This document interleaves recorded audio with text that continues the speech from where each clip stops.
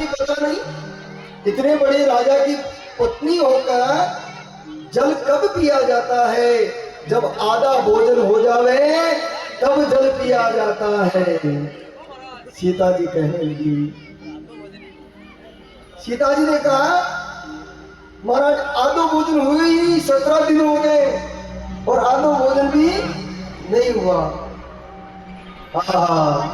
सीता जी राम जी के पास जाकर कहने लगी, स्वामी अब ब्राह्मण देवता से कहो कि पूर्ण कर ले, नहीं तो पूरी अयोध्या का राशन साफ हो जाएगा।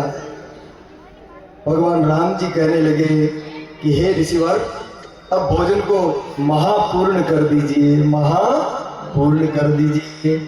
अगस्त मुनि कहने लगे ठीक है, जैसी आज्ञा। महापूर्ण किया। फिर कहने लगे कि महाराज भोजन तो पूरा हो गया, पानी तो पिला दो। तो राम जी ने कहा पूरी सरयू सुखा दोगे आप, पूरी नदी पी जाओगे, समुद्र पी जाओगे। ऐसा करो, भोजन आपको इस युग में कराता हूँ, जल आपको द्वापर में पिलाऊंगा, द्वापर युग में जल पिलाऊंगा। आज अगस्त मुनि को भगवान ने कहा आ जाओ बाबा, जल पी लो, जितना चाहे उतना पियो, कोई कमी नहीं है, मोटर चालू है। और बाबा बैठ गए और सारा जल अगस्त मुनि पी अगस्त मुनि जल पी गए। ब्रजवासियों ने कहा रे लाला, तेरे में इतना बल कहां से आया? हाँ, अब भगवान कहते मैं भगवान हूं, तो ब्रजवासी तो सब मित्र सका तो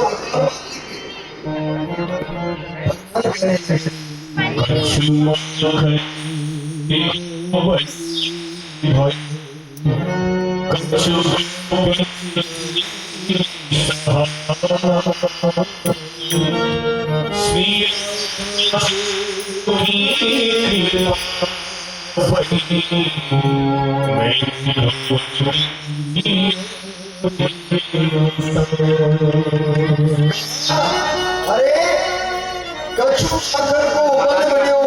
अरे आप लोगों के यहाँ से जो माखर खाया ना, उसी का बल है, उसी की ताकत है। फिर कहा अरे आप सब जब मेरी तरफ देख रहे थे तब मैंने उठाया ना, तब आप देख रहे थे, आपका बल मेरे भीतर आ गया और थोड़ा बहुत जो है ना मेरे राधे जी की कृपा हुई और मैंने ये गिरिराज को दान।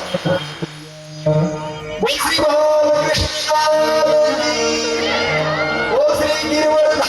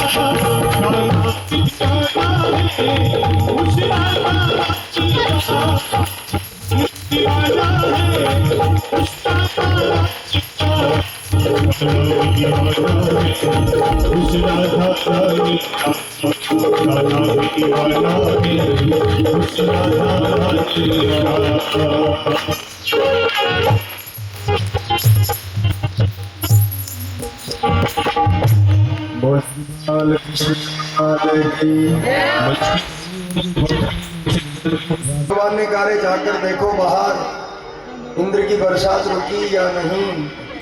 ब्रजवासी जाकर देखते हैं तो सूखा ही सूखा पड़ा है, जल की बूंद नहीं है। भगवान ने कहा रे अब इंद्र का कोई खतरा नहीं है, सब अपने अपने घर चलते हैं। गिरिराज